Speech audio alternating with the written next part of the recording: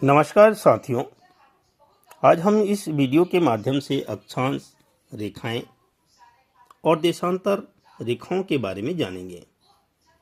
हम मानचित्रों एवं ग्लोब में देखते हैं कि जो समानांतर एवं ऊर्ध्वाधर रेखाएं खींची होती है, ये क्या है, जिसके आधार पर हम किसी देश या राज्य के विस्तार स्थिति को जानते हैं कि वह देश किस अक्षांश रेखाएं एवं देशांतर रेखाओं पर स्थित है। दूसरी लाभ है, इन रेखाओं के माध्यम से हमें स्थानीय समय ग्रीनविच टाइम समय को भी हम जानते हैं।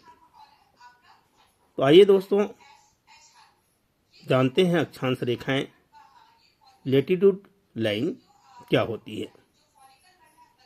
भूमध्य रेखा के समानांतर एक ही अक्षांश पर स्थित स्थानों को जोड़ने वाली रेखा को अक्षांश रेखा कहते हैं।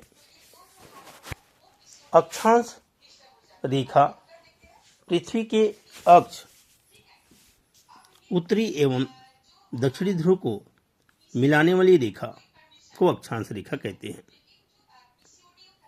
यदि ग्लोब को ठीक बीच से काट दिया जाए तो पृथ्वी दो बराबर भागों में बढ़ जाएगी। इस रेखा को ही हम भूमध्य रेखा कहते हैं।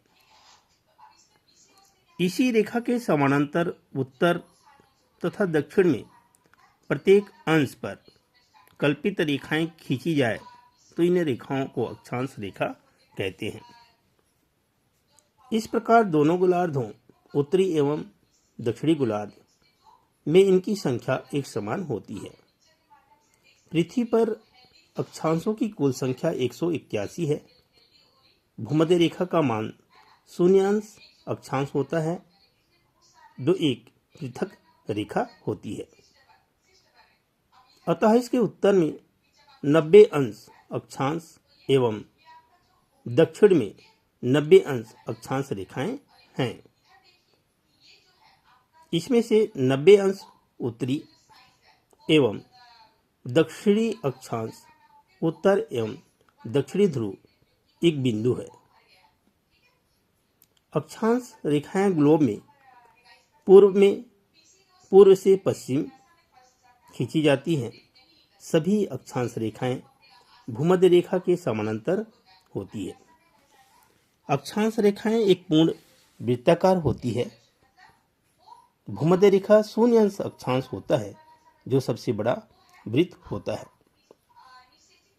भूमध्य रेखा से उत्तर एवं दक्षिण की ओर जाने पर अक्षांश वृत्त क्रमशः छोटा होता जाता है और 90 अंश उत्तर एवं दक्षिणी अक्षांश बिंदु मात्र होता है, जो कि पृथ्वी के उत्तरी एवं दक्षिणी ध्रुव कहलाता है। प्रमुख अक्षांश रेखाएं शून्य अंश जो अक्षांश रेखा है उसे हम भूमध्य रेखा कहते हैं। उत्तरी गोलार्ध में 23.5 अंश अक्षांश रेखाएं जो खींची गई है उसे कर्क रेखा कहते हैं। दक्षिणी गोलार्ध में 23.5 अंश जो अक्षांश रेखाएं खींची जाती है उसे मकर रेखा कहते हैं। उत्तरी गोलार्ध में 66.5 अंश उत्तरी अक्षांश जिसे आर्कटिक वृत्त कहते हैं।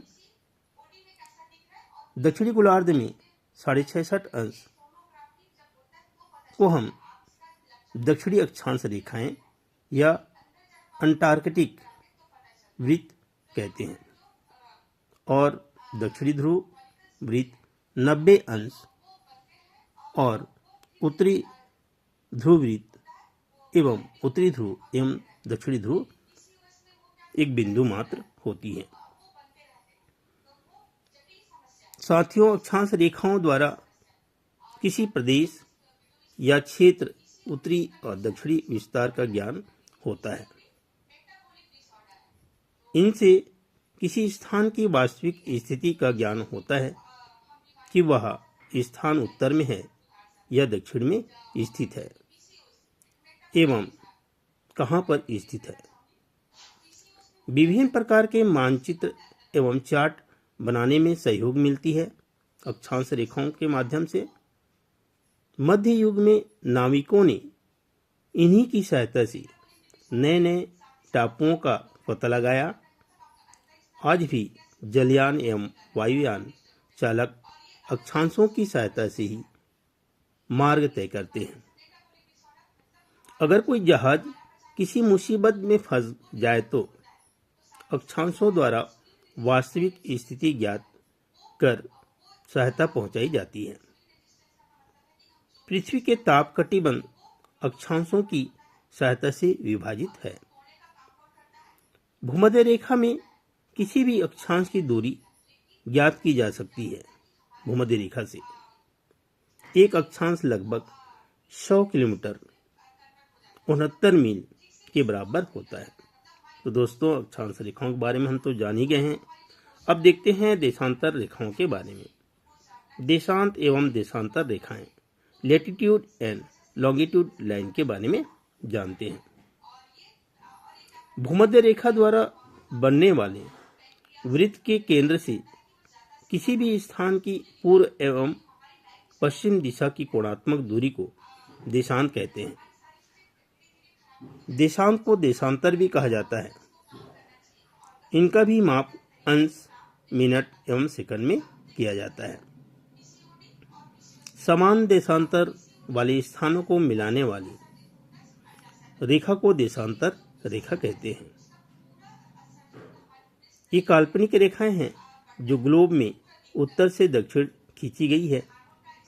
समस्त देशांतर रेखाएं अर्धवृत्त होती है। सभी देशांतर रेखाओं की लंबाई समान होती है। देशांतर रेखाओं के बीच की दूरी भूमध्य रेखा से उत्तर या दक्षिण की ओर जाने पर क्रमशः कम होती जाती है और भूमध्य रेखा पर इनके बीच की दूरी सर्वाधिक होती है। प्रधान देशांतर रेखा मध्याह्न रेखा या ग्रीनविच रेखा कहलाती है। इस रेखा में दाहिने हाथ की ओर पूर्वी गोलार्ध तथा बाएं हाथ की ओर पश्चिमी गोलार्ध है। यह रेखा ब्रिटेन की राजधानी लंदन के निकट 645 किलोमीटर की दूरी पर स्थित ग्रीनविच नामक उपनगर से होकर जाती है। यह रेखा ब्रिटेन की राजधानी लंदन के निकट 6.45 किलोमीटर की दूरी पर स्थित ग्रीनविच नामक उपनगर से होकर गुजरती है। सभी देशांतर रेखाएं भूमध्य रेखा को समकोण पर काटती है तथा उत्तरी एवं दक्षिणी ध्रुव पर जाकर एक केंद्र पर मिल जाती है। पृथ्वी पर इनकी कुल संख्या को जानते हैं। इनकी कुल संख्या 360 है, जिनमें से 180 अंश देशांतर रेखाएं पूर्व में एवं 180 अंश देशांतर रेखाएं पश्चिम में हैं। सूर्य की किरणों को एक देशांतर को पार करने में 4 मिनट का समय लगता है। इन वृत्तों द्वारा किसी भी स्थान की ग्रीनविच रेखा से पूर्व पश्चिम स्थिति स्पष्ट होती है। इनकी सहायता से किसी भी स्थान का स्थानीय समय ज्ञात किया जा सकता है। किसी देश का प्रामाणिक समय भी इन्हीं रेखाओं द्वारा निर्धारित होती है। जहाज चालक 180 अंश देशांतर अंतर्राष्ट्रीय तिथि रेखा की सहायता से अपना कैलेंडर ठीक करते हैं। शून्यांश देशांतर मुख्य देशांतर रेखा तथा 180 अंश देशांतर रेखा अंतर्राष्ट्रीय तिथि रेखा है। तो दोस्तों, हम जान ही गए कि अक्षांश रेखाएं और देशांतर